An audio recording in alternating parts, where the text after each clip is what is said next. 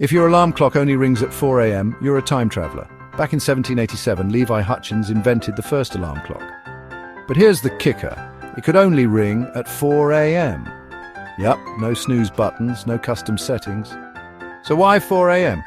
Levi was an early riser and believed in starting the day before the sun. And imagine that, waking up at the crack of dawn every single day. Now you might be thinking, why not 5 or 6?